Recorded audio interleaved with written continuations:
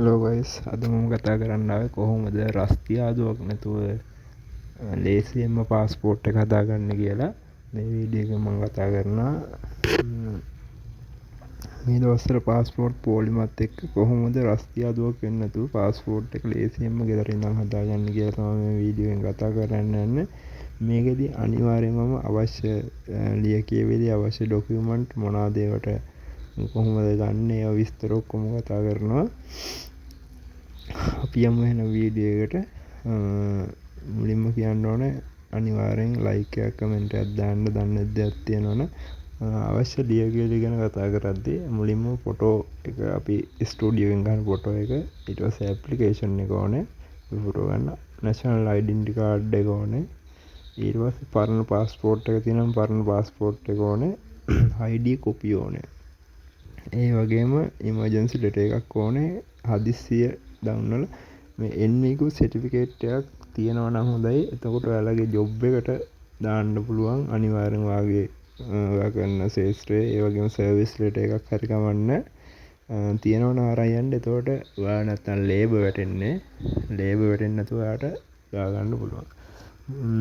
තව අනිවාර්යෙන් මේ දේ කරලා යන්න. මොකද රස්තියාදු ගොඩක් අඩු වෙනවා මේ දේ කරාම. ඔන්ලයින් රෙජිස්ටර් වෙන්න ඕනේ. මුලින්ම මේ වෙබ්සයිට් එකට යන්න. පාස්පෝර්ට් ඔන්ලයින් ඇප්ලිකේෂන් කියන එකට ගිහිල්ලා නෝමල් සර්විස් එකේ හරි නැත්තම් වන් ඩේ ඉමර්ජන්සි සර්විස් එකේ හරි ගිහිල්ලා ඔයාලගේ ඇප්ලිකේෂන් එක පුරවන්න. දන්නේ නැති කට්ටියට මම දාන්නම් වෙබ්සයිට් එකේ ලින්ක් එක දාන්නම් අනිවාර්යෙන් පහලින්. මේකට ගියාම හරිම ලේසි. ඔයාගේ ෆෝන් නම්බර් එක මුලින්ම ඉල්ලනවා. ඊට පස්සේ ෆෝන් නම්බර් එක දීලා මෙතන තියෙන ඇප්ලිකේෂන් රිසයිඩින් ඉන් ශ්‍රී ලංකා කියලා එතන ගියාට පස්සේ ඇප්ලයි පාස්පෝර්ට් කියලා මෙතන පහළ තියෙනවා. ඇප්ලයි පාස්පෝර්ට් කියන එකට ගියාට පස්සේ මෙතන තියෙනවා විස්තර ටික. ඔයාලට ඕන මේ විස්තර ටික කියවලා බලන්න පුළුවන්. මෙතන අවශ්‍ය ඩොකියුමන්ට් ටික නැවත දාලා තියෙනවා මේකේ. ඒ ඔක්කොම ඔයාලට ඕන නම් ට්‍රාන්ස්ලේට් කරලා හරි කොහොම හරි දන්න ගැටි කියලා කියව ගන්න.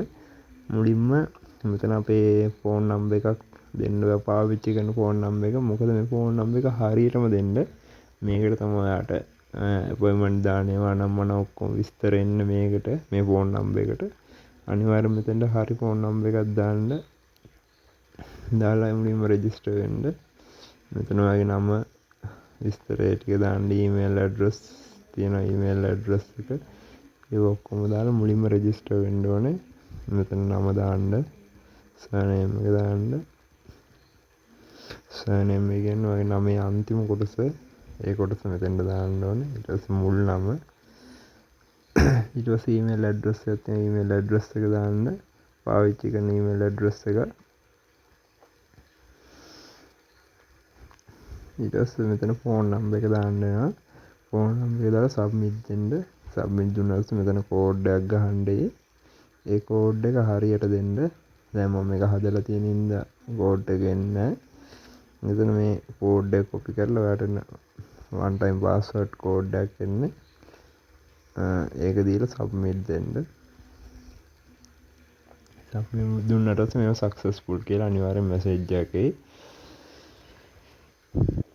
ඒක හරියට දාගන්න. ඊට පස්සේ කන්ටිනියු දීලා දුන්නට ඔයාලට ඊට පස්සේ ලොග් වෙන්න පුළුවන් ඒ සයිට් එකට. බලමු ඉස්සරහට යන්න.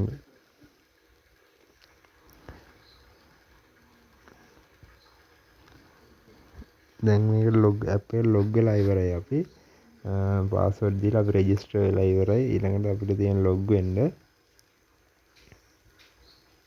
මෙතන නැවත මේ අපේ වන් ටයිම් පාස්වර්ඩ් එකක් එනවා. ඒක දෙන්න තියෙන්නේ. ඒක දුන්නට පස්සේ මේ විදිහට වෙන්නනවා. සීසන් XY කියලා මාස 44. ඒ මුකුත් විස්තර බලන්න එපා. මෙතන තියෙනවා අර්ජන්ට් සර්විස්ද නෝමල් සර්විස්ද කියලා. එතන නෝමල් සර්විස් එකට හෝ අර්ජන්ට් සර්විස් එකට සාමාන්‍ය රෙජිස්ටර් වෙන්න දෙන්නේ නැහැ. ඊට පොඩි දෙයක් කරන්න තියෙන මෙතන නික්නේම් එක ID එක ඉෂුව කරපු ඩේට් ටික තමන්ගේ ඇප්ලිකේෂන් එකේ පුරවන විස්තර ටික මෙතන අහන්නේ. ඒ ටික සාමාන්‍යයෙන් ඕන කෙනෙක් දන්න ඇප්ලිකේෂන් එක පුරවන්න කොහොමද කියලා. ඇප්ලිකේෂන් එක පුරවන විස්තර ටික අහන්නේ. ඒ විස්තර ටික මෙතෙන්ට දෙන්න. දැන් මම මේක පාස්පෝර්ට් එකක් හදන්න මට අවශ්‍යතාවයක් නැති හින්දා මම මේක කරන්නේ. ඊට පස්සේ වෙරිෆිකේෂන් ඊට පස්සේ මෙතන තියෙනවා අපිට මුදල් ගෙවන්න ඕන නම් මේක පේමන්ට් කියන එකට ගිහලා මුදල් ගෙවන්න පුළුවන්. ඒ ඔක්කොම කරගෙන යන්න. ඔයා ඒ ඔක්කොම වැඩ ටික කරගෙන ගියොත් මෙහෙන් ඔයාට අර ඉමර්ජන්සි කට්ටිය ඉන්න පොලිමක් තියෙනවා. ඒ පොලිමේ සාමාන්‍ය 2500ක් 3000ක් විතර දවසට දැන් පාස්පෝර්ට් හදන්න ගන්නවා. ඒ පොලිමේ වාට ඉන්න නැතුව ඉක්මනට පාස්පෝර්ට් එක හදාගෙන ගෙදර එන්න පුළුවන්. සාමාන්‍යයෙන් ඔයා උදේ 6ට 7ට වගේ හැට ගියොත් ඔයාට සාමාන්‍යයෙන් 12ක විතර වෙද්දි පාස්පෝර්ට් ඔෆිස් එකෙන් එළියට එන්න පුළුවන් පාස්පෝර්ට් එකත් අරගෙන. නැත්තම් සාමාන්‍යයෙන් දවල් 12ක විතර නිකන් රස්තියාදු වෙන්න වෙනවා. ඉතින් මේ වීඩියෝ එකට වටිනවා කියලා හිතනවා නම් අනිවාර්යෙන් ලයික් එකක් දාන්න. දන්න දෙයක් තියෙනවා අනිවාර්යෙන් පහලින් කමෙන්ට් එකක් දාන්න. තව ඔයාට ඕනනම් පුළුවන් ඇප්ලිකේෂන් එක කොහොමද පුරවන්නේ කියලා වීඩියෝ එකක් දාන්න. ඒක ඕනනම් අනිවාර්යෙන් පහලින් කමෙන්ට් එකක් දාන්න. එහෙනම් ඔයාලට good bye.